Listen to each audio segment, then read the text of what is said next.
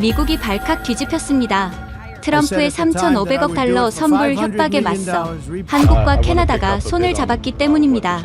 더 충격적인 건 멕시코까지 합세하며 북미 양 옆에 두 나라가 동시에 한국 편에 섰다는 사실이었죠. 줄곧 한국은 미국에서 돈만 버는 하청 국가라며 깔보던 미국 관료들. 하지만 캐나다가 한국의 기술을 선택하고 멕시코가 한국 반도체와 자동차와 손을 잡자 그들의 자신감은 흔들리기 시작했습니다. 백악관은 일시적 쇼라며 부정했지만 한국 없이는 미국 산업이 멈춘다 라며 미국의 기업들은 미국 정부에 압박을 가하고 있죠. 도대체 무슨 일이 벌어진 걸까요? 미국의 횡포를 정면으로 받아친 대한민국의 진짜 위력, 지금 시작합니다. 3,500억 달러. 선불이다. 트럼프 대통령의 목소리가 백악관 기자회견장을 쩌렁쩌렁 울렸습니다. 그 특유의 제스처로 손을 휘저으며 말을 이어갔죠. 한국은 너무 오랫동안 미국에서 돈만 벌어갔어. 이제 그들이 낼 차례야. 저는 그 순간 당연하다고 생각했죠. 상무부 회의실에서 동료들과 함께 생중계를 보고 있었는데 모두가 고개를 끄덕였습니다. 한국이 미국에서 벌어가는 돈이 얼마인데 그 정도는 내놓아야 한다고요. 저는 미국 상무부에서 무역분석관으로 일하는 에드워드 밀턴입니다. 30년 넘게 이 일을 해왔지만 그날처럼 충격적인 날은 없었죠. 그날 아침도 평소처럼 커피를 마시며 보고서를 검토하고 있었습니다. 대통령의 기자회견 이후 한국 정부의 반응을 예측하는 문서였습니다. 한국은 결국 굴복할 겁니다. 그들에겐 선택권이 없으니까요. 제가 팀원들에게 자신만만하게 말했던 그 순간이 지금도 생생합니다. 옆자리에 제임스가 고개를 끄덕이며 맞장구를 쳤죠. 당연하죠. 한국 자동차나 전품이 미국에서 얼마나 팔리는데요. 우리가 관세 폭탄 터뜨리면 끝이에요. 맞아요. 작년에만 한국이 미국에 수출한 게 1,500억 달러가 넘잖아요. 케이트가 노트북 화면을 보여주며 덧붙였습니다. 저는 만족스럽게 미소를 지었습니다. 삼성, LG, 현대, 기아, 이 기업들이 미국 시장에서 벌어들이는 수익을 생각하면 3,500억 달러쯤은 당연한 요구라고 생각했으니까요. 그런데 이틀 뒤 아침, 긴급 보고서가 제 책상 위에 떨어졌습니다. 밀턴, 이거 봤어? 존 밀러 차관이 헐레벌떡 뛰어들어왔습니다. 평소 침착하기로 유명한 밀러가 이렇게 당황한 모습은 처음이었죠. 넥타이도 비뚤어져 있고 이마에는 땀방울이 맺혀 있었습니다. 무슨 일입니까? 한국이 미국 내 모든 신규 공장 건설을 중단했어. 저는 순간 귀를 의심했습니다. 한국 기업들이 텍사스, 조지아, 미시간에 짓고 있던 대규모 공장들을 전부 멈췄다는 겁니다. 그게 무슨 소리예요? 그럼 수천억 달러 투자가 날아갔지. 전부 다. 밀러가 책상을 쾅 내리쳤습니다. 커피잔이 덜컹거리며 넘어질 뻔했죠. 저는 급하게 컴퓨터를 켜고 실시간 뉴스를 확인했습니다. 첫 번째 기사 제목이 눈에 들어왔습니다. 한국 정부, 대미 신규 투자 전면 중단 선언? 두 번째 기사는 더 충격적이었죠. 삼성 텍사스 반도체 공장 건설 중단, 1만 명 일자리 증발. 세 번째 기사를 읽을 때쯤 제 손이 떨리기 시작했습니다. 현대차 조지아 전기차 공장 철수, 지역 경제 비상. 이건 협박이잖아요. 제가 소리쳤지만 밀러는 고개를 저었습니다. 한숨을 푹 쉬더니 의자에 털썩 주저앉았죠. 협박이 아니야. 한국 외교부 성명을 봐. 화면에 뜬 성명서를 읽는 순간 저는 할 말을 잃었습니다. 한국 정부는 미국의 일방적 요구에 유감을 표합니다.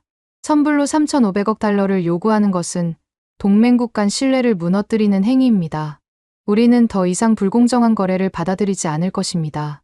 이럴 수가. 제가 중얼거리는 사이 사무실 분위기가 완전히 바뀌었습니다. 아까까지만 해도 여유롭던 동료들의 얼굴이 하나둘 굳어갔죠. 그때 전화벨이 미친 듯이 울리기 시작했습니다. 제 전화기, 밀러의 전화기, 사무실 곳곳에 전화기가 동시에 울렸죠. 상무부입니다. 네, 포드 회장님이시군요. 옆 부서 직원이 받은 전화 내용이 들렸습니다. 포드 자동차 회장이 직접 전화를 건 겁니다. 한국 배터리 공급이 중단되면 전기차 생산이 불가능하다고요? 예, 알겠습니다. 바로 전달하겠습니다. 또 다른 전화가 울렸습니다. 퀄컴 부사장님. 네, 삼성 반도체 공급 중단 얘기는 저희도 들었습니다. 대체 공급처요? 그게 쉽지 않습니다. 사무실이 아수라장이 되었습니다. 미국 대기업 임원들이 앞다퉈 전화를 걸어왔죠. 젊은 직원들은 메모지를 들고 뛰어다녔고 팩스기는 쉴 새 없이 문서를 뱉어냈습니다. 모두 같은 메시지였습니다. 한국 없이는 생산이 불가능하다고요. 밀턴 씨, 애플 티모시 쿡 대표가 직접 통화하길 원합니다. 누군가 저를 불렀습니다. 떨리는 손으로 수화기를 들었죠. 안녕하세요. 쿡 대표님. 밀턴 씨, 지금 상황이 얼마나 심각한지 아십니까? 삼성이 디스플레이 공급을 중단하면 아이폰 생산이 멈춥니다. 쿡의 목소리는 평소와 달리 날카로웠습니다. 저희도 상황을 파악 중입니다. 곧 해결책. 당신들이 불을 질러놓고 이제 와서 해결책을 찾는다고요? 전화가 끊겼습니다. 저는 이해할 수 없었습니다. 한국은 그저 하청업체 아니었나요? 우리가 일감을 주니까 먹고 사는 나라 아니었나요? 밀턴, 긴급 회의야. 지금 당장. 밀러가 저를 끌고 회의실로 갔습니다. 복도를 걸어가는 내내 직원들의 초조한 표정이 보였죠. 이미 상무부 고위 관료들이 모여 있었습니다. 화면에는 실시간으로 주가가 떨어지는 그래프가 떴습니다. 테슬라 주가 8% 하락. 누군가 읽었습니다. 제너럴 모터스 11% 하락. 애플 6% 하락. 인텔 9% 하락. 숫자를 읽을 때마다 회의실 공기가 무거워졌습니다. 저는 믿을 수 없어서 눈을 비볐습니다. 한국이 투자를 중단했을 뿐인데 미국 증시가 흔들리고 있었습니다. 도대체 어떻게 된 거야? 상무부 장관이 소리쳤습니다. 목소리에서 분노와 당황이 동시에 느껴졌죠. 아무도 대답하지 못했습니다. 저를 포함해서 모두가 한국을 너무 만만하게 봤던 겁니다. 그때 젊은 분석관 하나가 손을 들었습니다. 신입 직원 마이클이었죠. 한국이 전 세계 메모리 반도체의 70%를 생산합니다. 배터리는 40%, 디스플레이는 50%를 차지하고요. 그래서 미국 기업들이 한국 부품 없이는 아무것도 만들 수 없다는 뜻입니다. 테슬라도, 애플도, 심지어 군수업체들도요. 회의실이 조용해졌습니다. 누군가 헛기침을 했고 의자 삐걱거리는 소리만 들렸죠. 저는 그제야 깨달았습니다. 우리가 한국을 필요로 하는 것만큼, 아니 그보다 더 절실하게 한국이 필요했다는 거요. 대통령님께 보고해야 합니다. 장관이 무거운 목소리로 말했습니다. 넥타이를 느슨하게 풀더니 이마에 땀을 닦았죠. 한국이 진짜로 투자를 철회한다면. 말을 끝맺지 못했지만 모두가 알고 있었습니다. 미국 제조업이 마비될 거라는 거요. 저는 창밖을 바라봤습니다. 워싱턴의 하늘은 맑았지만 제 머릿속은 먹구름으로 가득했죠. 트럼프 대통령의 선불 발언이 얼마나 큰 파장을 일으킬지 그때는 아무도 몰랐습니다. 오후가 되자 상황은 더 악화됐습니다. 한국 국회 대미 투자 재검토 결의안 만장일치 통과, 뉴스 속보가 터졌습니다. 이제는 한국 정부만의 결정이 아니라 국회까지 나선 겁니다.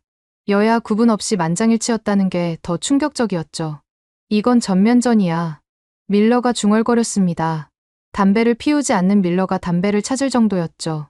저는 다시 전화를 받았습니다. 이번엔 미시간 주지사였죠. 한국 배터리 공장이 없으면 우리 주 일자리 3만 개가 사라집니다. 지역 경제가 붕괴한다고요. 당장 해결책을 내놓으세요. 전화를 끊자마자 또 울렸습니다. 텍사스 상원의원이었습니다. 삼성 공장 건설이 중단되면 우리 지역 경제가 붕괴됩니다. 수만 명이 일자리를 잃게 생겼어요. 상무부가 뭐 하는 곳입니까? 그 다음은 조지아 주지사, 오하이오 하원의원, 켄터키 시장. 전화가 끊이지 않았습니다.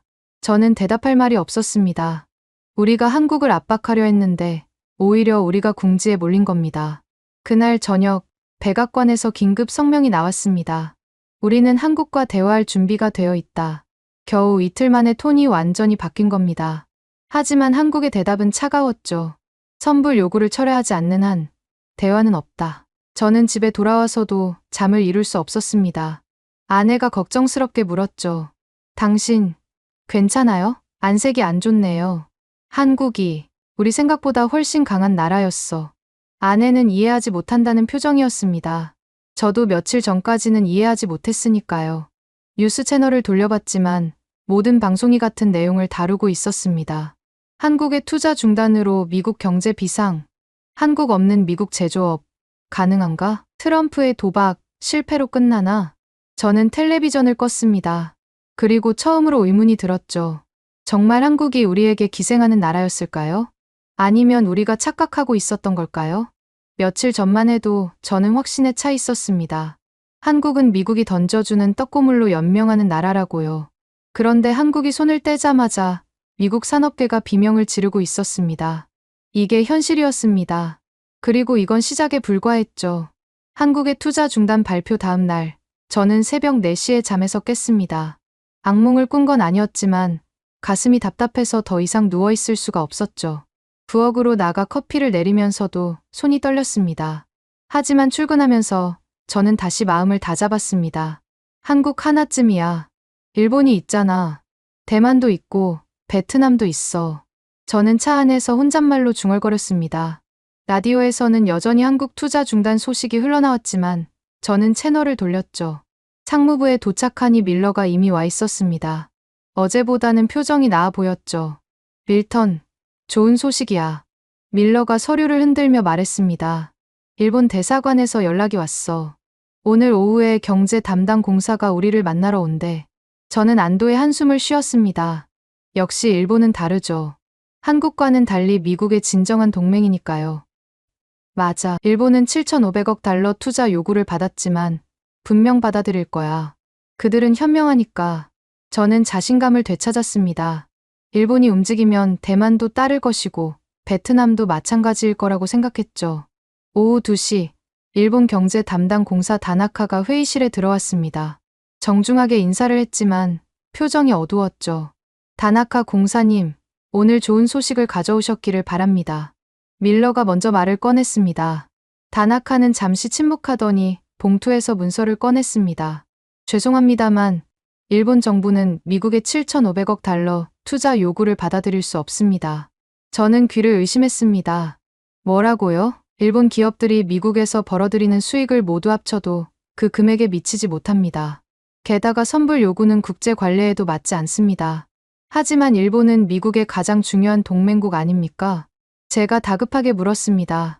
다나카는 고개를 숙였습니다. 동맹과 경제는 별개입니다. 일본 국회에서도 만장일치로 거부 결의안이 통과됐습니다. 여당도 야당도 모두 반대했습니다. 밀러의 얼굴이 붉어졌습니다.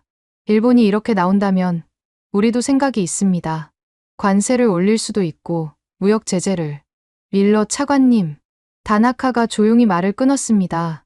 일본은 이미 대안을 준비하고 있습니다. 한국과 경제 협력을 강화하기로 했습니다. 반도체, 배터리, 수소 에너지 분야에서요. 한국과?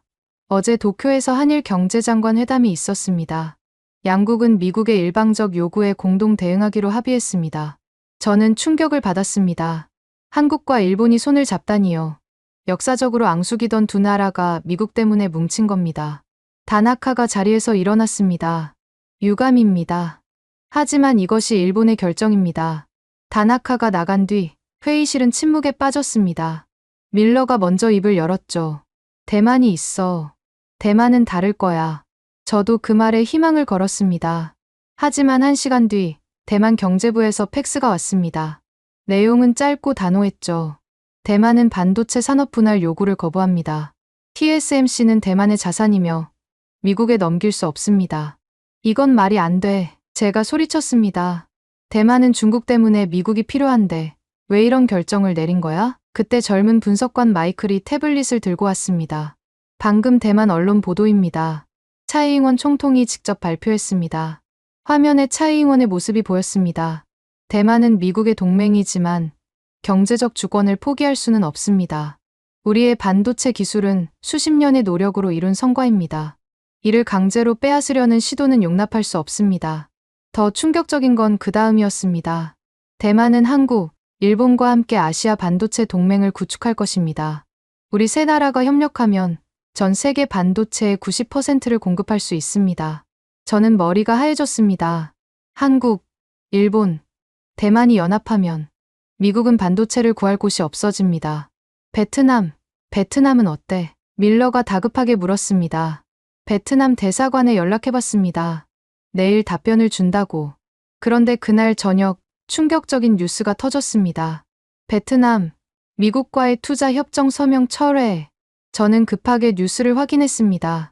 MBC 앵커가 긴급 속보를 전하고 있었죠. 트럼프 대통령은 어제 베트남이 1,000억 달러 투자에 합의했다고 발표했습니다. 하지만 베트남 정부는 방금 이를 전면 부인했습니다. 화면이 바뀌며 베트남 외교부 대변인이 나타났습니다. 우리는 그런 합의를 한 적이 없습니다. 미국 대통령의 일방적 발표일 뿐입니다. 베트남은 어떤 나라에도 강요된 투자를 하지 않을 것입니다. 이런 망신이 있나? 밀러가 머리를 감싸 쥐었습니다. 더 끔찍한 건 트럼프 대통령의 반응이었습니다. 백악관 긴급 브리핑에서 그는 분노를 감추지 않았죠. 베트남이 약속을 어겼다. 이건 배신이다. 하지만 베트남 정부는 즉각 반박 성명을 냈습니다. 약속한 적이 없는데 어떻게 어길 수 있습니까? 미국 대통령의 망상을 우리가 책임질 이유는 없습니다. 국제적 망신이었습니다. CNN, BBC, 모든 외신이 이 소식을 대서특필했죠. 그날 밤, 저는 사무실에 혼자 남아 있었습니다. 컴퓨터 화면에는 아시아 각국의 발표문이 떠 있었죠. 일본 7,500억 달러 거부, 대만 반도체 분할 거부, 베트남 투자 협정 부인, 한국 모든 신규 투자 중단. 네 나라가 모두 미국을 거부한 겁니다. 이게 어떻게 된 일이지? 저는 머리를 쥐어뜯었습니다. 분명 며칠 전까지만 해도 미국은 세계 경제의 절대 강자였습니다. 아시아 국가들은 미국 시장에 목을 맸고요. 그런데 지금은 전화가 울렸습니다. 이번엔 상무부 장관이었습니다. 밀턴, 내일 아침 백악관 회의가 있네. 대통령님이 직접 주재하신대. 알겠습니다. 밀턴, 솔직히 말해봐. 우리가 뭘 잘못한 거지? 저는 대답할 수 없었습니다. 아니, 대답하고 싶지 않았죠. 우리가 아시아 국가들을 너무 얕봤다는 걸 인정하기 싫었으니까요. 집에 돌아오니 아내가 뉴스를 보고 있었습니다. 여보, 일본이랑 대만도 미국을 거부했다며? 왜 이렇게 된 거야? 아내의 질문에 저는 한숨만 쉬었습니다. 트럼프 대통령이 너무 무리한 요구를 한 것 같아. 그럼 이제 어떻게 되는 거야? 저는 창밖을 바라봤습니다. 워싱턴의 야경이 평소처럼 빛나고 있었지만 왠지 쓸쓸해 보였죠. 모르겠어. 정말 모르겠어. 하지만 한 가지는 확실했습니다. 미국이 아시아를 마음대로 움직일 수 있던 시대는 끝났다는 것을요. 그날 밤, 저는 뜬 눈으로 세웠습니다. 내일 백악관 회의에서 무슨 일이 벌어질지 두려웠죠. 하지만 그때까지도 저는 믿고 있었습니다. 트럼프 대통령이 뭔가 비책을 가지고 있을 거라고요. 미국이 이대로 무너질 리 없다고요. 그게 얼마나 순진한 생각이었는지 곧 알게 됐지만요. 다음 날 아침 6시 백악관 웨스트윙 회의실에 들어섰을 때 긴장감이 온몸을 감쌌습니다. 트럼프 대통령은 이미 자리에 앉아 있었고 그 특유의 자신감 넘치는 표정을 짓고 있었죠. 국무장관, 재무장관, 국방장관, 그리고 경제 관련 고위 관료들이 모두 모여 있었습니다. 자, 모두 앉게. 대통령이 손짓하며 말했습니다. 목소리에는 여전히 자신감이 묻어났죠. 어제 베트남과 아주 좋은 딜을 했어. 1,000억 달러야. 믿을 수 있겠나? 저는 밀러와 눈을 마주쳤습니다. 어제 저녁 베트남이 부인한 그 합의 말입니까? 대통령님, 그런데 베트남 정부에서 국무장관이 조심스럽게 말을 꺼내려 했지만 트럼프는 손을 들어 막았습니다. 걱정 마. 응우엔 주석이 직접 나한테 약속했어. 악수까지 했다고. 베트남은 약속을 지킬 거야. 그때 대통령 비서실장이 급하게 들어왔습니다. 얼굴이 하얗게 질려 있었죠. 대통령님, 긴급 상황입니다. 뭔데? CNN에서 베트남 주석 인터뷰를 생중계하고 있습니다. 대형 스크린이 켜졌습니다. 베트남 주석 응우엔이 CNN 앵커와 대담하고 있었죠. 주석님, 트럼프 대통령은 베트남이 1,000억 달러 투자를 약속했다고 하는데요. 응우엔 주석이 고개를 저었습니다. 그런 약속을 한 적이 없습니다. 대통령과 악수는 했지만 그건 인사였을 뿐입니다. 1,000억 달러라니 베트남 1년 국가예산보다 많은 돈입니다. 앵커가 다시 물었습니다. 그럼 트럼프 대통령이 거짓말을 했다는 겁니까? 저는 외교적 표현을 쓰겠습니다. 아마 오해가 있었던 것 같습니다. 하지만 분명히 말씀드리면 베트남은 어떤 투자 약속도 하지 않았습니다. 회의실이 순식간에 얼어붙었습니다. 트럼프의 얼굴이 붉게 달아올랐죠. 저 빌어먹을. 대통령이 욕설을 내뱉으려다 겨우 참았습니다. 하지만 분노는 감추지 못했죠. 저놈들이 나를 거짓말쟁이로 만들었어. 재무장관이 조심스럽게 말했습니다. 대통령님, 이제 언론이 들고 일어날 겁니다. 대응 전략이 필요합니다. 대응? 베트남에 제재를 가하면 돼. 하지만 대통령님, 베트남도 이미 한국, 일본, 대만과 경제 협력을 논의 중입니다. 우리가 제재하면 그들은 완전히 등을 돌릴 겁니다. 트럼프는 주먹으로 탁자를 쳤습니다. 그럼 어쩌란 말이야? 아시아 놈들이 다 뭉쳐서 미국을 상대하겠다는 거야? 저는 그때 손을 들었습니다. 대통령님, 아직 희망이 있습니다. 트럼프가 저를 쳐다봤습니다. 뭐, 캐나다와 멕시코입니다. 북미 국가들은 우리와 운명을 같이 합니다. USMCA 협정으로 묶여 있고 경제적으로 완전히 통합되어 있습니다. 대통령의 표정이 조금 풀렸습니다. 맞아, 캐나다와 멕시코는 다르지. 특히 캐나다는 미국 없이는 경제가 돌아가지 않습니다. 무역의 70%가 미국과의 거래니까요. 밀러도 거들었습니다. 멕시코도 마찬가지입니다. 미국 시장이 없으면 멕시코 경제는 붕괴됩니다. 트럼프가 고개를 끄덕였습니다. 좋아. 트리도와 오브라도르에게 전화해. 내일까지 워싱턴으로 오라고 해. 회의는 그렇게 끝났습니다. 저는 안도의 한숨을 쉬었죠. 최소한 캐나다와 멕시코는 우리 편일 거라고 믿었으니까요. 하지만 상무부로 돌아온 저를 기다리고 있던 건 충격적인 보고서였습니다. 밀턴, 이거 봐야 해. 마이클이 서류 뭉치를 들고 왔습니다. 표정이 심각했죠. 뭔데? CIA에서 보낸 정보 보고서입니다. 캐나다와 멕시코의 최근 동향이요. 첫 페이지를 펼치자 저는 숨이 막혔습니다. 캐나다 통상장관, 비밀리에 서울 방문, 멕시코 경제부 차관, 한국 산업부와 접촉. 이게 무슨 소리야? 계속 읽어보세요. 두 번째 페이지는 더 충격적이었습니다. 캐나다, 한국과 북극 항로 개발협회, 잠수함 및 쇠빙선 기술 협력 논의, 리튬 등 핵심 광물 공급 계약 검토. 세 번째 페이지를 읽을 때는 손이 떨렸습니다. 멕시코, 한국과 자동차 합작 공장 설립 협회, 반도체 후공정 시설 유치 논의, 현대차 기아 멕시코 생산 확대 검토. 언제부터야? 제가 떨리는 목소리로 물었습니다. 정확히는 모르겠지만 최소 일주일 전부터입니다. 트럼프 대통령이 3,500억 달러를 요구한 직후부터요. 저는 보고서를 다시 읽었습니다. 믿고 싶지 않았지만 증거는 명확했죠. 캐나다가 왜? 우리가 그들의 최대 교역국인데. 마이클이 태블릿을 보여줬습니다. 캐나다 언론 분석입니다. 트럼프 행정부의 일방적 요구에 대한 불안감이 퍼지고 있대요. 미국이 한국에게 이럴 수 있다면 다음은 우리 차례라는 거죠. 멕시코는 더 심각합니다. 트럼프가 멕시코를 계속 비하하고 장벽 건설 비용을 요구하고 멕시코 정부는 경제적 독립을 모색 중이래요. 저는 의자에 털썩 주저앉았습니다. 북미 자유무역 협정으로 하나가 된 줄 알았던 세 나라가 갈라지고 있었습니다. 그때 전화가 울렸습니다. 국무부 동료였죠. 밀턴, 방금 캐나다 총리실에서 발표했어. 뭘? 트리도 총리가 내일 워싱턴 방문을 정중히 거절했대. 대신 화상회의를 제안했고, 화상회의? 그것도 공개로 하자고. 투명성을 위해서래. 이건 명백한 거부 신호였습니다. 비밀 협상을 거부하고 모든 걸 공개하겠다는 거니까요. 곧이어 멕시코 소식도 들려왔습니다. 오브라도르 대통령도 워싱턴 방문을 거절했습니다. 대신 다음 주에 한국 대통령을 멕시코시티로 초청했대요. 뭐라고? 저는 벌떡 일어났습니다. 한국 대통령이 멕시코로 간다고? 공식 국빈 방문이래요. 경제협력 협정을 체결할 예정이고요. 밀러가 뛰어들어왔습니다.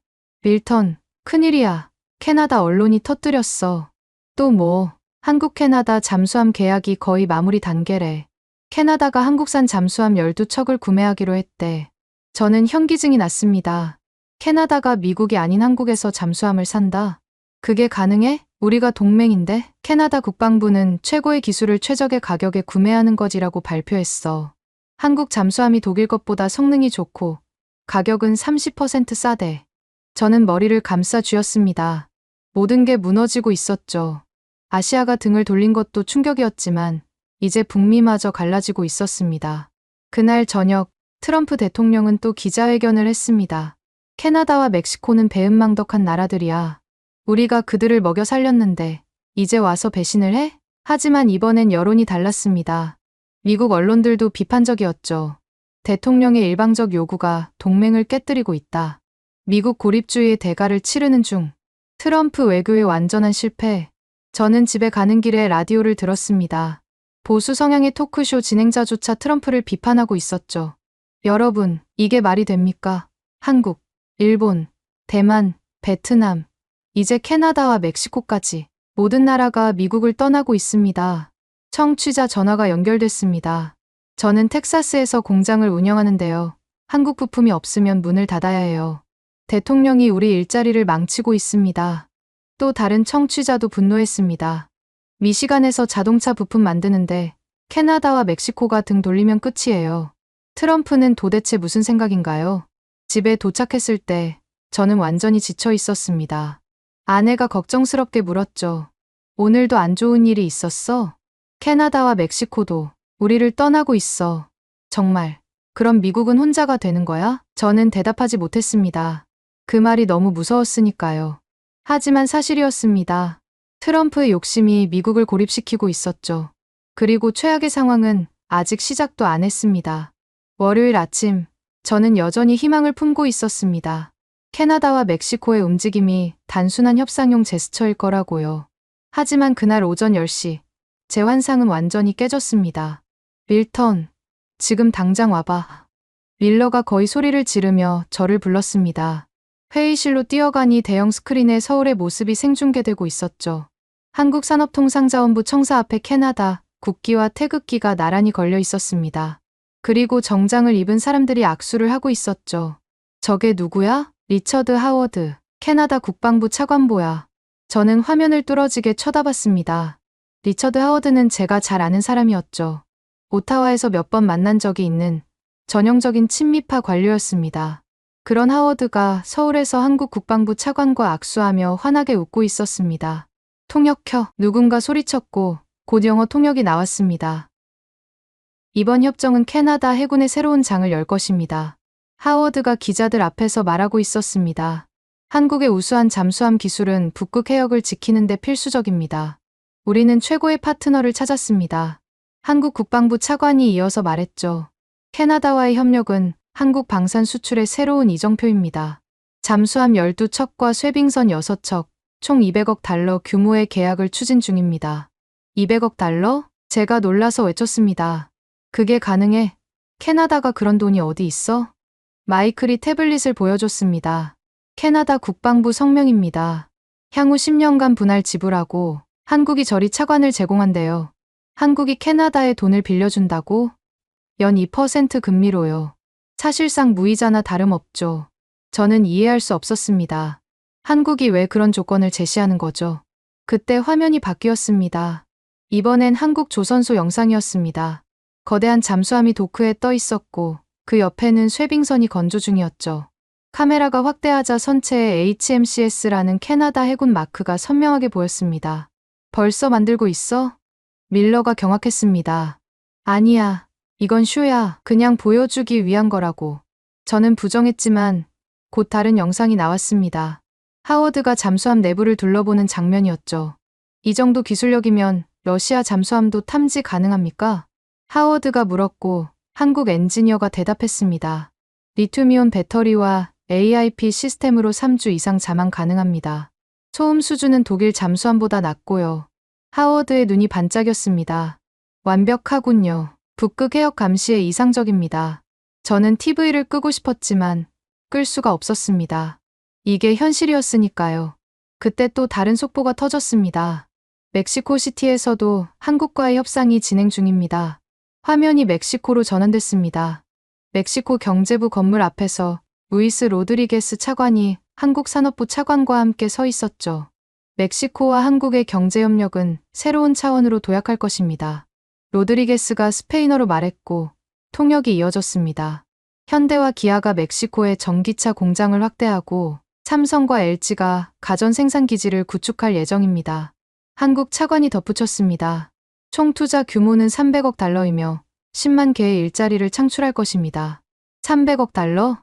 밀러가 의자에서 벌떡 일어났습니다. 한국이 미국엔 투자 중단하면서 멕시코엔 300억을 투자한다고? 더 충격적인 건 로드리게스의 다음 발언이었습니다.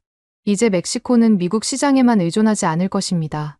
한국과 함께 아시아 시장으로 진출할 것입니다. 저는 멍하니 화면을 바라봤습니다. 북미 자유무역 협정의 파트너인 멕시코가 미국을 배제하고 한국과 손잡는다니요. 이건 말도 안 돼. 제가 중얼거렸지만 증거는 계속 나왔습니다. CNN 기자가 현장에서 리포트를 하고 있었죠. 놀라운 장면입니다. 한국 기업 대표단 300명이 멕시코시티에 도착했습니다. 호텔이 모자라서 추가로 예약하고 있다고 합니다. 이어서 인터뷰가 나왔습니다. 삼성전자 부사장이었죠. 멕시코는 북미 시장 진출의 교두보입니다. 미국이 우리를 거부한다면 멕시코를 통해 우회할 겁니다. 현대차 전무도 인터뷰했습니다. 멕시코 공장에서 생산한 차를 미국에 무관세로 수출할 수 있습니다. USMCA 덕분이죠. 저는 깨달았습니다. 한국이 멕시코를 통해 미국 시장을 우회 공략하려는 거였죠. 대통령님께 보고해야 해. 밀러가 전화기를 집어 들었습니다. 하지만 그때 또 다른 뉴스가 터졌습니다. 속보입니다. 캐나다 트리도 총리가 의회 연설을 시작합니다. 화면에 트리도가 나타났습니다. 평소의 부드러운 미소는 사라지고 단호한 표정이었죠. 캐나다는 더 이상 한 나라에만 의존하지 않을 것입니다. 의회가 조용해졌습니다. 우리의 이웃이 일방적 요구를 할 때 우리는 새로운 친구를 찾아야 합니다. 한국은 기술과 자본을 제공하는 진정한 파트너입니다. 트리도가 계속했습니다. 북극 항로가 열리고 있습니다. 한국의 쇠빙선 기술과 캐나다의 자원이 만나면 새로운 무역로가 탄생합니다. 태평양에서 대서양까지 미국을 거치지 않고도 갈 수 있습니다. 저는 소름이 돋았습니다. 캐나다가 미국을 우회하는 무역로를 만든다는 거였죠. 그때 전화가 울렸습니다. 백악관이었습니다. 지금 당장 오라고 하십니다. 밀러가 창백한 얼굴로 말했습니다. 백악관으로 가는 차 안에서 저는 계속 뉴스를 확인했습니다. 소셜미디어는 난리가 났죠. 한국 캐나다 잠수함 계약 서명 임박, 멕시코 한국 자동차 동맹 결성, 북미 삼각 동맹 붕괴, 한국이 쐐기, 사진과 동영상이 쏟아졌습니다. 서울에서, 멕시코시티에서, 오타와에서 한국 대표단과 현지 관료들이 웃으며 악수하는 장면들이었죠. 이건 쇼가 아니야. 저는 인정할 수밖에 없었습니다. 이건 진짜였습니다. 백악관 집무실에 들어섰을 때 트럼프 대통령은 분노로 얼굴이 붉어져 있었습니다. 이게 뭔가 캐나다와 멕시코가 우리를 배신했어. 대통령님, 이건 닥쳐. 당장 트리도와 오브라도르에게 전화해. 관세 폭탄을 예고해. 국경을 봉쇄하겠다고 협박해. 하지만 국무장관이 고개를 저었습니다. 대통령님, 그럼 우리 경제도 타격을 받습니다. 캐나다는 우리 에너지 공급의 20%를 차지하고 멕시코는 농산물의 30%를. 그럼 가만히 있으란 말이야? 트럼프가 소리쳤습니다. 저는 조용히 말했습니다. 대통령님, 이미 늦었습니다. 한국과의 계약은 거의 마무리 단계입니다. 취소시켜. 국가 간 계약을 어떻게 취소시킵니까? 트럼프는 아무 말도 하지 못했습니다. 그저 붉어진 얼굴로 거친 숨을 내쉴 뿐이었죠. 그날 저녁, 최종 타격이 왔습니다. 로이터 통신 속보입니다. 비서가 뛰어들어왔습니다. 한국 캐나다 잠수함 계약 정식 서명, 한국 멕시코 경제동반자 협정 체결, 두 나라가 동시에 한국과 손을 잡은 겁니다. 저는 그제야 완전히 깨달았습니다. 미국이 한국을 압박하려 했지만 오히려 한국이 미국을 고립시킨 거였죠. 그리고 이제 북미 대륙마저 한국 편이 되어가고 있었습니다. 3일 뒤 저는 믿을 수 없는 광경을 목격하게 됐습니다. 상무부 회의실의 대형 스크린에 한국 거제도 조선소가 생중계되고 있었죠. 처음엔 그저 한국의 홍보 행사려니 했습니다. 하지만 화면에 비친 광경을 보고 저는 의자에서 벌떡 일어났습니다. 거대한 쇠빙선이 도크에 우뚝 서 있었습니다. 선체에는 선명한 붉은 단풍잎이 그려져 있었고 CCGS, 노던 가디언이라는 이름이 새겨져 있었죠. 캐나다 해양경비대 소속 쇠빙선이었습니다. 그 옆에는 검은색 잠수함이 물에 떠 있었습니다. 매끈한 선체는 마치 거대한 고래처럼 보였죠. HMCS 폴라리스라는 이름표가 햇빛에 반짝였습니다. 저게 진짜야? 밀러가 멍하니 중얼거렸습니다. 화면에는 수천 명의 사람들이 모여 있었습니다. 한국 국기와 캐나다 국기가 나란히 펄럭이고 있었고 군악대가 두 나라 국가를 연주하고 있었죠. 그때 카메라가 단상을 비췄습니다. 리처드 하워드가 마이크 앞에 섰죠. 그 옆에는 한국 국방부 장관과 캐나다 국방부 장관이 서 있었습니다. 오늘은 역사적인 날입니다. 하워드의 목소리가 조선소에 울려 퍼졌습니다. 이 쇠빙선과 잠수함은 단순한 군사 장비가 아닙니다. 이것은 새로운 시대의 시작입니다. 박수가 터져 나왔습니다. 하워드가 손을 들어 조용히 하고 말을 이었죠. 수십 년 동안 북극 해역은 러시아의 동무대였습니다. 미국도 적절한 쇠빙선을 갖추지 못했죠. 저는 움찔했습니다. 사실이었으니까요. 미국 해양경비대는 낡은 쇠빙선 2척뿐이었습니다. 하지만 이제 달라졌습니다. 하워드가 뒤를 돌아 거대한 쇠빙선을 가리켰습니다. 한국의 기술로 만든 이 쇠빙선은 두께 4m의 얼음도 깨뜨릴 수 있습니다. 원자력 추진이 아니면서도 러시아 쇠빙선과 맞먹는 성능을 자랑합니다. 그때 한국 국방부 장관이 마이크를 잡았습니다. 한국과 캐나다의 협력은 북극의 미래를 바꿀 것입니다. 통역이 이어졌습니다. 북극 항로가 열리면 아시아에서 유럽까지 운송 기간이 절반으로 줄어듭니다. 수에즈 운하나 파나마 운하를 거치지 않아도 됩니다. 캐나다 국방부 장관이 덧붙였습니다. 그리고 그 항로를 여는 것은 러시아가 아닙니다. 바로 한국과 캐나다입니다. 조선소가 환호성으로 가득 찼습니다. 한국 조선소 노동자들과 캐나다 해군 장병들이 함께 박수를 치고 있었죠. 그때 진수식이 시작됐습니다. 샴페인 병이 선체에 부딪혀 깨졌고 거대한 쇠빙선이 서서히 물로 미끄러져 들어갔습니다. 우오오오 함성이 터져 나왔습니다. 마치 올림픽에서 금메달을 딴 것처럼 사람들이 환호했죠. 카메라가 쇠빙선을 따라 이동했습니다. 선체 옆면에 새겨진 문구가 보였습니다. 한국 캐나다 우정의 쇠빙선. 북극을 여는 열쇠. 저는 주먹을 불끈 쥐었습니다. 북극을 여는 열쇠라니요. 그건 미국이 가져야 할 타이틀이었습니다. 이어서 잠수함 진수식이 시작됐습니다. 검은 잠수함이 물속으로 서서히 잠기기 시작했죠. 하워드가 다시 마이크를 잡았습니다. 이 잠수함은 3주 동안 잠항할 수 있습니다. 북극 얼음 밑에서도 작전이 가능합니다. 그가 잠시 멈췄다가 의미심장하게 덧붙였습니다. 이제 캐나다는 북극 해역을 완전히 통제할 수 있습니다. 누구의 도움도 필요 없이 말입니다. 누구의 도움도 필요 없이라는 말이 귀에 박혔습니다. 그 누구가 미국을 가리킨다는 걸 모르는 사람은 없었죠. 그때 화면이 바뀌었습니다. 서울 시내 호텔에서 기자회견이 열리고 있었습니다. 김세진 한국협상단 대표가 발표하고 있었죠. 젊고 당찬 여성이었습니다. 오늘 우리는 북극 항로 시뮬레이션 결과를 공개합니다.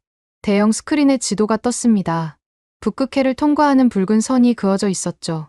부산에서 출발해 북극을 거쳐 런던까지 단 20일입니다. 수에즈 운하를 거치면 40일이 걸립니다. 기자들이 술렁거렸습니다. 물류비는 30% 절감됩니다. 탄소 배출도 40% 줄어듭니다. 김세진이 클리커를 눌렀습니다. 새로운 슬라이드가 나타났죠. 한국 캐나다 북극 컨소시엄은 이미 15개 글로벌 선사와 계약을 맺었습니다. 머스크, CMA CGM, 코스코. 저는 놀랐습니다. 세계 최대 해운사들이 벌써 한국 캐나다 연합과 손을 잡은 거였죠. 미국 항구는? 누군가 물었습니다. 김세진이 미소를 지었습니다. 북극 항로는 알래스카를 거치지 않습니다. 캐나다 영해와 국제 수역만 통과합니다. 미국이 완전히 배제된 거였습니다. 저는 충격을 받았지만 더 큰 충격은 이제 시작이었습니다.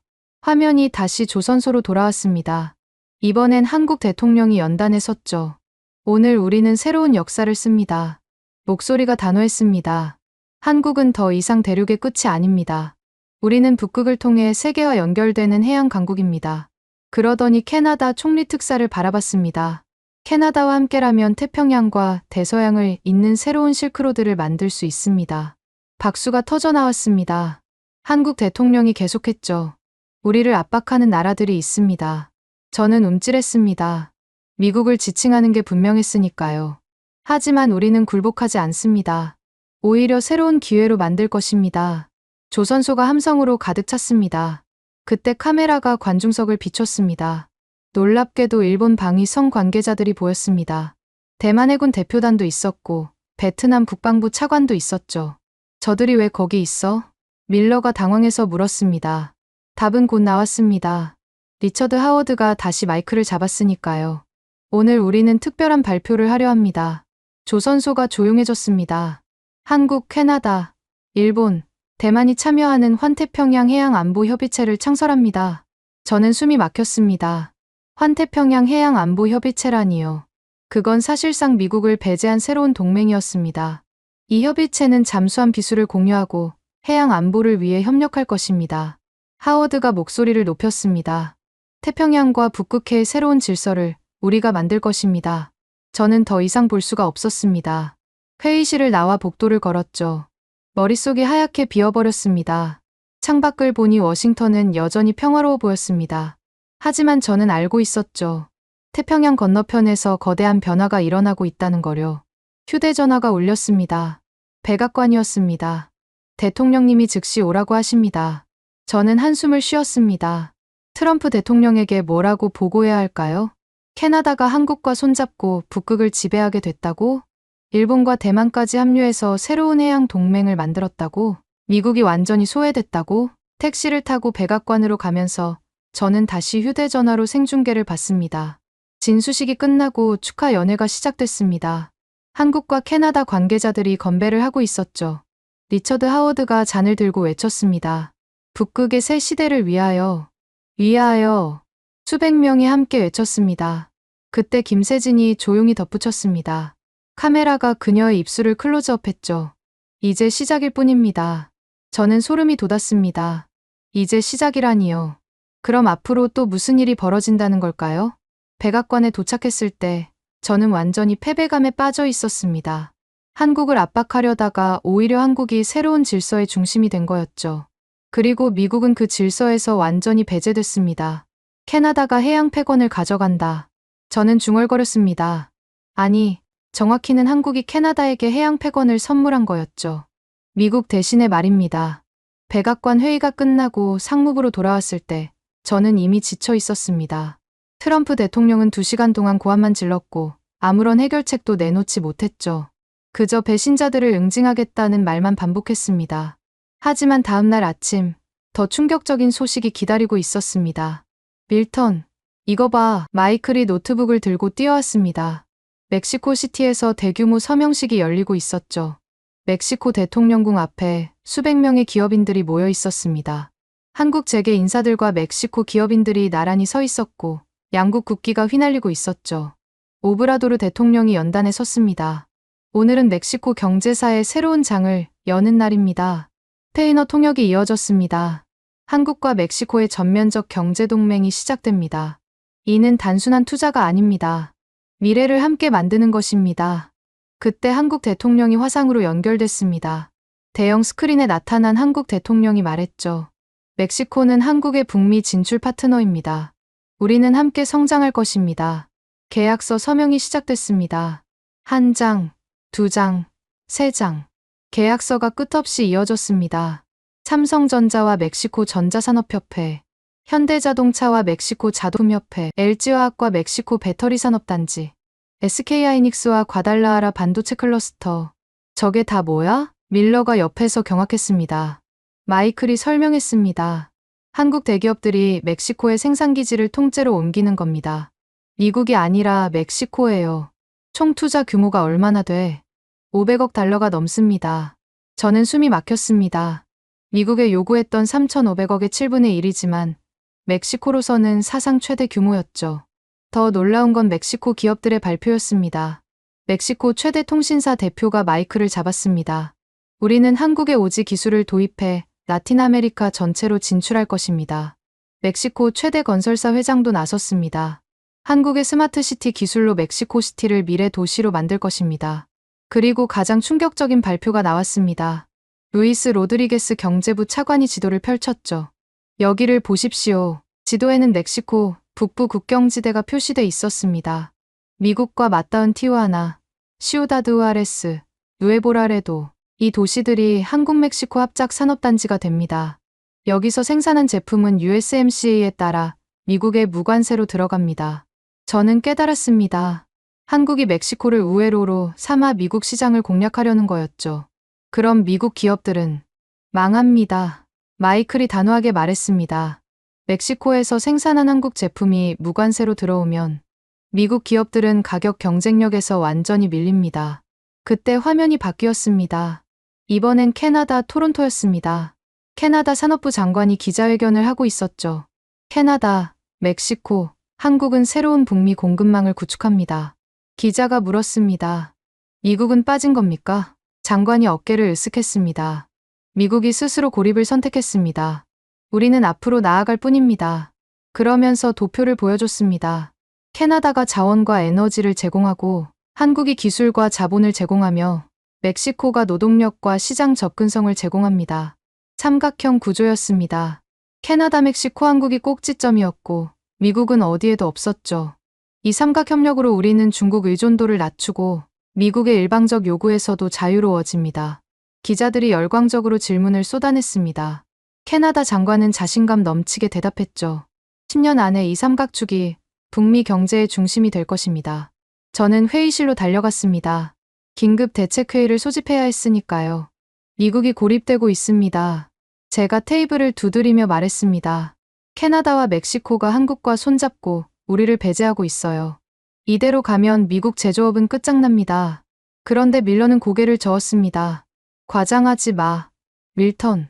과장이라고요? 한국은 대체 가능해. 인도가 있고 베트남이 있고 필리핀도 있어. 저는 어이가 없었습니다. 베트남은 이미 우리를 거부했잖아요. 그건 일시적인 거야. 돈을 더 주면 돌아올 거야. 인도가 한국만큼 반도체를 만들 수 있습니까? 필리핀이 한국만큼 배터리를 만들 수 있어요? 밀러가 짜증스럽게 말했습니다. 2주면 돼. 기술 이전하고 공장 지으면 되잖아. 2주라고요. 그게 얼마나 걸릴 것 같습니까? 제가 노트북을 열어 자료를 보여줬습니다. 삼성이 텍사스 공장 짓는 데만 5년이 걸렸습니다. 기술 이전. 최소 10년입니다. 그것도 한국이 협조할 때 얘기고요. 그럼 중국이 있잖아. 밀러가 고집스럽게 말했습니다. 중국? 우리가 그렇게 중국을 때렸는데요. 제가 한숨을 쉬었습니다. 게다가 중국도 이제 한국과 협력을 강화하고 있어요. 어제 베이징에서 한중일 경제장관 회담이 있었는데. 됐어. 밀러가 손을 들어 막았습니다. 한국 없어도 미국은 잘 살 수 있어. 우리가 세계 최강대국이야. 그때 젊은 분석관 하나가 손을 들었습니다. 방금 속보가 떴는데요. 뭔데? 애플이 긴급 성명을 발표했습니다. 화면에 팀 쿡의 얼굴이 나타났습니다. 그는 침통한 표정이었죠. 애플은 한국 부품 공급 중단으로 아이폰 생산을 50% 감축합니다. 주주 여러분께 죄송합니다. 주가가 곤두박질 쳤습니다. 실시간 차트가 빨간색으로 물들었죠.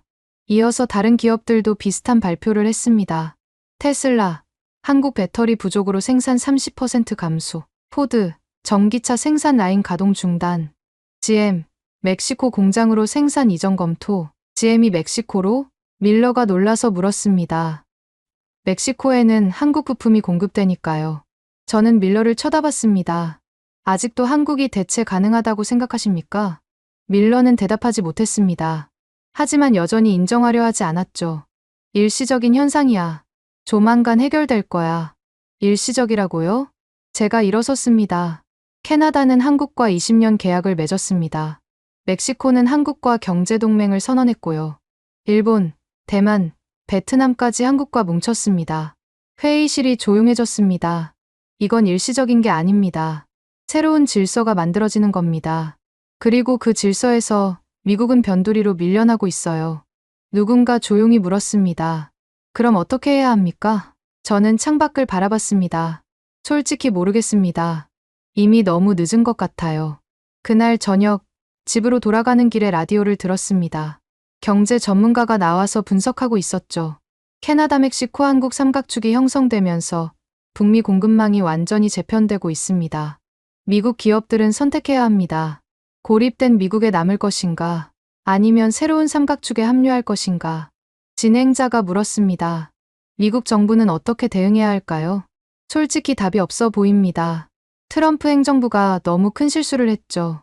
한국을 압박하려다가 오히려 미국이 고립됐으니까요.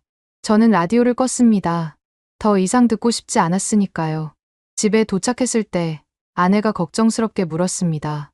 오늘도 안 좋은 일이? 미국이 정말로 고립되고 있어. 설마 그 정도까지야? 저는 아내를 바라봤습니다. 우리 아들 일하는 회사, 한국 부품 쓰지. 삼성 반도체 쓴다고 했어. 그 회사도 곧 어려워질 거야. 아내의 얼굴이 창백해졌습니다. 그날 밤, 저는 또 뜬 눈으로 세웠습니다. 내일은 또 무슨 일이 벌어질까요? 하지만 한 가지는 확실했습니다. 미국이 스스로 판함정에 빠졌다는 것을요. 그리고 그 함정에서 빠져나올 방법은 보이지 않았습니다. 멕시코-한국 협정 발표가 있던 날 저녁, 저는 상무부 장관실로 불려갔습니다. 장관은 창밖을 바라보며 등을 돌리고 서 있었죠. 밀턴, 대통령님이 구체적인 숫자를 원하신다. 장관이 돌아서며 말했습니다. 눈 밑에 다크서클이 짙게 깔려 있었죠. 한국과의 갈등이 미국 경제에 미치는 영향을 정확히 분석해서 보고서를 작성해. 언제까지입니까? 내일 아침까지. 저는 숨을 깊게 들이쉬었습니다. 하룻밤 안에 미국 경제의 미래를 분석하라는 거였죠. 사무실로 돌아온 저는 팀원들을 모았습니다. 마이클, 제임스, 케이트, 그리고 신입 분석관들까지. 오늘 밤을 새워야 합니다. 모든 데이터를 수집하고 분석해야 해요. 팀원들이 각자 맡은 분야를 조사하기 시작했습니다. 저는 가장 중요한 3가지 지표에 집중했죠. 첫 번째, 북극 항로. 마이클, 캐나다 한국 북극 항로 데이터 찾았어? 네, 방금 캐나다 교통부 발표를 입수했습니다. 마이클이 보고서를 건넸습니다. 읽으면서 저는 충격을 받았죠. 북극 항로 개통 시 아시아 유럽 물류비 30% 절감, 운송 기간 20일 단축, 연간 물동량 1000만 톤 예상. 30%라고? 수에즈 운하 통행료와 유류비를 아낄 수 있으니까요. 케이트가 덧붙였습니다. 더 큰 문제는 미국 서부 항구입니다. 지금까지 아시아, 화물이 LA나 시애틀을 거쳐 동부로 갔는데 이제는 북극을 통해 바로 유럽으로 갈 수 있어요. 그럼 미국 항구는? 물동량이 40% 이상 줄어들 겁니다. 저는 계산기를 두드렸습니다. 미국 서부 항구 관련 일자리만 50만 개. 연간 손실액은 1000억 달러가 넘었죠. 두 번째, 멕시코 한국 자동차 합작. 제임스가 급하게 뛰어왔습니다. 밀턴, 이거 보세요. 멕시코 자동차공업협회 발표입니다. 문서를 펼치자 충격적인 숫자들이 나타났습니다. 현대기아 멕시코 생산, 연간 200만 대 목표. 미국 시장 점유율 18% 예상. 미국 자동차 산업 일자리 30만 개 위협, 18%. 멕시코에서 생산한 한국차가 무관세로 미국에 들어오면 가격 경쟁력에서 미국 차를 압도합니다. 제임스가 노트북 화면을 보여줬습니다. 더 심각한 건 부품입니다. 멕시코의 한국계 부품량이 늘어나면 미국 부품업체들은 주문을 잃게 됩니다. 디트로이트가 무너진다는 거네요. 이미 시작됐습니다. 포드와 GM 주가가 20% 떨어졌어요. 세 번째, 가장 충격적인 데이터. 새벽 2시, 저는 반도체 시장 분석을 하고 있었습니다. 그때 놀라운 사실을 발견했죠. 삼성이 대만 TSMC보다 30% 싸다고? 마이클이 고개를 끄덕였습니다. 한국 정부가 보조금을 지원하고 있어요. 미국과의 갈등을 기회로 삼아 시장 점유율을 높이려는 거죠. 그럼 미국 기업들은? 당연히 싼 걸 쓰겠죠. 애국심으로 비즈니스 하는 건 아니니까요. 저는 최종 수치를 정리했습니다. 북극 항로로 인한 물류 손실 연간 1000억 달러, 멕시코 우회 생산으로 인한 제조업 손실 연간 2000억 달러, 반도체 시장 점유율 하락 연간 500억 달러, 총 3500억 달러. 아이러니하게도 트럼프가 한국에 요구했던 것과 정확히 같은 금액이었습니다. 다만 한국이 내는 게 아니라 미국이 잃는 금액이었죠. 새벽 4시, 저는 거의 완성된 보고서를 검토하고 있었습니다. 그때 케이트가 노트북을 들고 왔죠. 밀턴, 포브스 칼럼 봤어요? 새벽에 무슨 칼럼? 윌리엄 패색이 방금 올렸어요. 제목이 한국의 역습 위기를 기회로 바꾸는 경제 전략이에요. 저는 급하게 기사를 읽었습니다. 윌리엄 패색은 포브스의 가장 영향력 있는 경제 칼럼니스트였죠. 한국은 미국의 압박을 오히려 기회로 전환시켰다. 캐나다, 멕시코와의 협력으로 새로운 경제 블록을 형성했고, 이는 향후 10년간 글로벌 경제 질서를 바꿀 것이다. 그의 분석은 계속됐습니다. 특히 주목할 점은 한국의 기술력이다. 반도체, 배터리, 조선 분야에서 한국은 이미 세계 최고 수준이다. 이제 그들은 이 기술을 무기로 새로운 동맹을 구축하고 있다. 그리고 마지막 문장이 저를 얼어붙게 만들었습니다. 미국은 스스로 만든 함정에 빠졌다. 한국을 압박하려다가 오히려 한국을 중심으로 한 새로운 질서에서 소외됐다. 이는 미국 외교사상 최악의 실수로 기록될 것이다. 저는 보고서에 이 분석을 인용하기로 했습니다. 대통령이 외부 전문가의 의견도 들어야 했으니까요. 아침 8시, 저는 완성된 보고서를 들고 장관실로 갔습니다. 장관은 보고서를 훑어보다 얼굴이 창백해졌죠. 이 숫자들이 정확한가? 3번 검증했습니다. 연간 손실 3,500억 달러. 장관이 의자에 털썩 주저앉았습니다. 트럼프가 한국에 요구한 금액과 똑같네. 운명의 장난 같습니다. 장관이 한숨을 쉬었습니다. 대통령님이 이걸 보시면 사실을 아셔야 합니다. 저는 단호하게 말했습니다. 더 늦기 전에 정책을 바꿔야 합니다. 1시간 뒤 백악관 강요회의. 트럼프 대통령은 보고서를 읽으며 점점 얼굴이 붉어졌습니다. 이게 다 거짓말이야. 대통령이 보고서를 내던졌습니다. 한국 따위가 어떻게 미국을 이렇게 만들 수 있어? 저는 조용히 말했습니다. 대통령님, 이건 한국 혼자 한 게 아닙니다. 캐나다, 멕시코, 일본, 대만 모두가 한국과 손을 잡았습니다. 왜 우리 편이 아니라 한국 편을 드는 거야? 재무장관이 대답했습니다. 우리가 너무 많은 걸 요구했기 때문입니다. 동맹국들을 돈줄로만 봤으니까요. 트럼프는 주먹으로 테이블을 쳤습니다. 그래도 미국은 세계 최강국이야. 그때 국방장관이 입을 열었습니다. 대통령님, 군사적으로는 그렇습니다. 하지만 경제적으로는 이미 다극화됐습니다. 저는 포브스 칼럼을 꺼냈습니다. 윌리엄 패색의 분석입니다. 읽어보십시오. 트럼프가 칼럼을 읽는 동안 회의실은 침묵에 빠졌습니다. 미국 외교사상 최악의 실수라는 구절에서 대통령의 손이 떨렸죠. 이 자식이 나를 비난하는 거야? 아닙니다. 현실을 지적하는 겁니다. 제가 말했습니다. 한국은 위기를 기회로 바꿨습니다. 우리가 압박하자 그들은 새로운 동맹을 만들었죠. 이제 그 동맹이 우리를 포위하고 있습니다. 트럼프가 저를 노려봤습니다. 그래서 항복하라는 거야? 아닙니다. 현실을 인정하고 전략을 바꾸자는 겁니다. 저는 일어섰습니다. 대통령님, 저는 더 이상 한국을 압박하는 정책을 지지할 수 없습니다. 데이터가 명확히 보여주고 있습니다. 우리가 지고 있다는 거요. 밀턴, 존 밀러가 저를 제지하려 했지만 저는 계속했습니다. 한국은 작은 나라가 아닙니다. 기술과 전략을 가진 강국입니다. 우리가 그걸 너무 늦게 깨달은 거죠. 회의실을 나오면서 저는 홀가분했습니다. 처음으로 진실을 말했으니까요. 복도에서 재무장관이 저를 불러 세웠습니다. 밀턴, 용기 있는 발언이었어. 저는 그저 데이터를 말했을 뿐입니다. 그 데이터가 진실이잖아. 대통령도 곧 인정할 거야. 하지만 저는 확신할 수 없었습니다. 트럼프는 자존심이 강한 사람이니까요. 사무실로 돌아오니 팀원들이 기다리고 있었습니다. 어떻게 됐어요? 마이클이 물었습니다. 대통령님이 화를 내셨지만 사실은 전달했어. 이제 어떻게 되는 거죠? 케이트가 걱정스럽게 물었습니다. 저는 창밖을 바라봤습니다. 워싱턴의 가을 하늘은 맑았지만 먹구름이 몰려오는 것 같았죠. 솔직히 모르겠어. 하지만 한 가지는 확실해. 팀원들이 저를 바라봤습니다. 미국이 한국에게 선택받아야 하는 시대가 왔다는 거야. 그날 오후 뉴욕 증시는 또 폭락했습니다. 다우존스가 1000포인트 하락했고 나스닥은 더 심했죠. 저는 컴퓨터 화면을 보며 생각했습니다. 숫자는 거짓말하지 않는다고요. 그리고 그 숫자들이 말하고 있었습니다. 미국의 시대가 저물고 있다고요. 그날 밤 저는 집에서 뉴스를 보고 있었습니다. 앵커가 긴급 속보를 전하고 있었죠. 미국 주요 대기업 CEO들이 공동 성명을 준비 중이라는 소식입니다.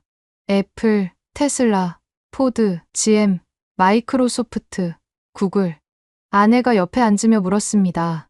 무슨 성명? 아마 한국과의 관계 개선을 요구하는 거겠지.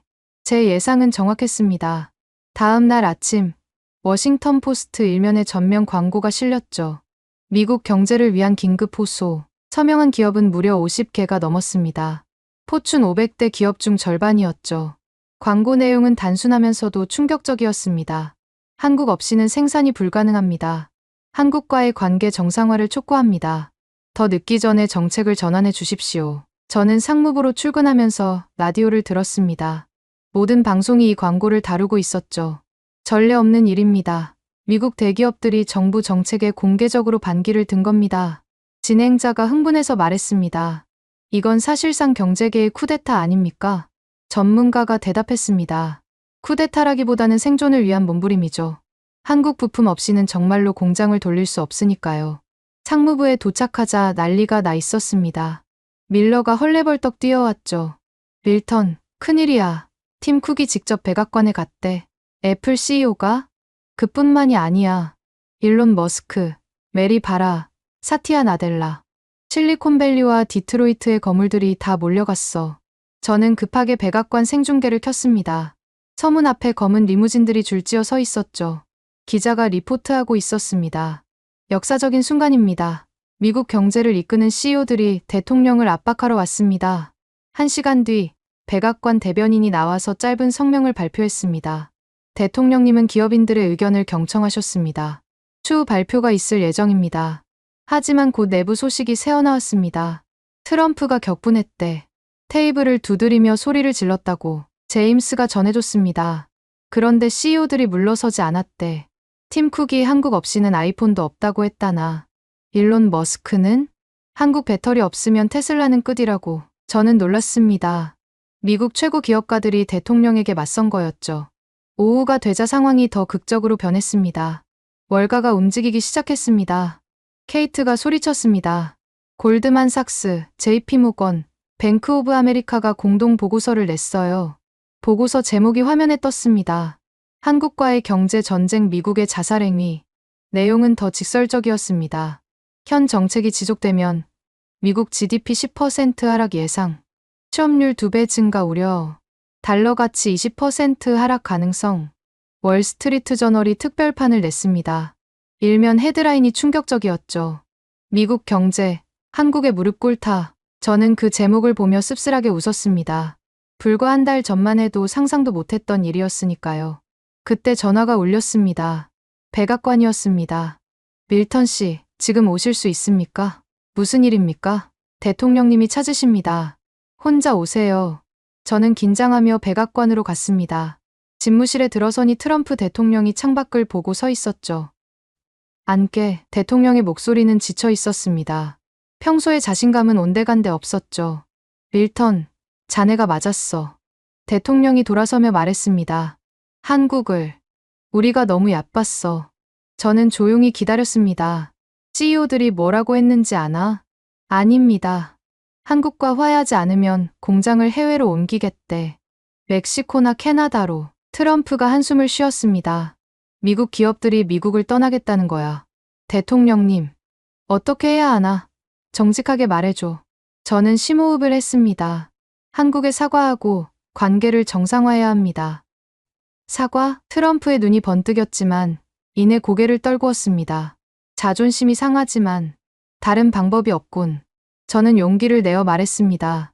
대통령님, 이건 항복이 아닙니다. 현실을 인정하고 새로운 관계를 만드는 겁니다. 새로운 관계? 이제는 우리가 한국을 선택하는 게 아닙니다. 저는 일어서며 말했습니다. 미국이 한국에게 선택받아야 합니다. 트럼프는 아무 말도 하지 않았습니다. 그저 고개를 끄덕일 뿐이었죠. 집무실을 나오면서 저는 복도에서 여러 강요들을 만났습니다. 모두 심각한 표정이었죠. 국무장관이 저를 불러 세웠습니다. 밀턴, 대통령님이 뭐라고 하셨나? 현실을 인정하기 시작하신 것 같습니다. 드디어 국무장관이 안도의 한숨을 쉬었습니다. 그날 저녁 백악관에서 전격 발표가 있었습니다.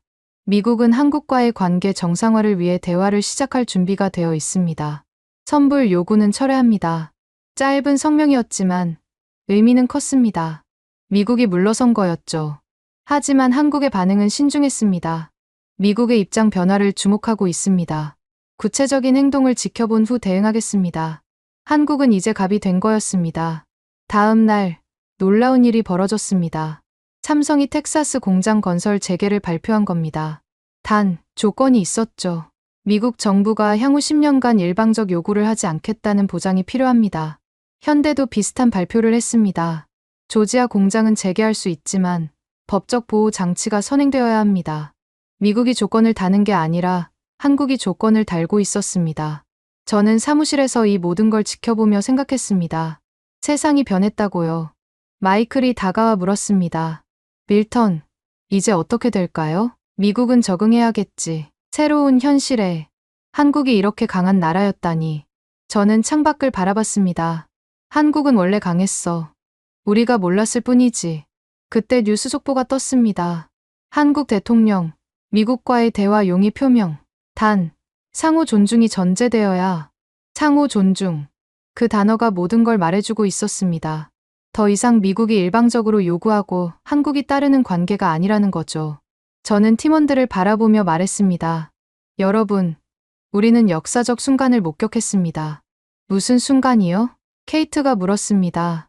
미국 우월주의가 끝나는 순간을요. 모두가 침묵했습니다. 하지만 부정하는 사람은 없었죠. 제임스가 조용히 말했습니다. 한국에게 배워야 할 게 많을 것 같네요. 맞아. 저는 고개를 끄덕였습니다. 위기를 기회로 바꾸는 법, 작지만 강한 나라가 되는 법, 그리고 무엇보다 자존심을 지키면서도 실리를 챙기는 법. 그날 저녁, 저는 집으로 돌아가며 라디오를 들었습니다. 한 평론가가 이렇게 말하고 있었죠. 오늘은 미국이 새로운 교훈을 얻은 날입니다. 힘만으로는 세상을 지배할 수 없다는 것을, 특히 기술과 전략을 가진 나라는 결코 무시할 수 없다는 것을요. 저는 라디오를 끄고 조용히 중얼거렸습니다. 우리가 한국을 선택하는 게 아니다. 이제 미국이 한국에게 선택받아야 한다. 그것이 새로운 시대의 현실이었습니다. 그리고 저는 그 현실을 받아들일 준비가 되어 있었습니다. 한국이라는 나라를 다시 보게 된 것처럼 미국도 스스로를 다시 봐야 할 때가 온 거였죠. 겸손하게, 그리고 현실적으로. 대한민국이 잘하고 있다고 생각하신다면, 한국 최고, 대한민국이 아직 멀었다고 생각하신다면, 한국 힘내라. 여러분의 생각을 댓글로 남겨주세요. 지금까지 감동을 더하다였습니다.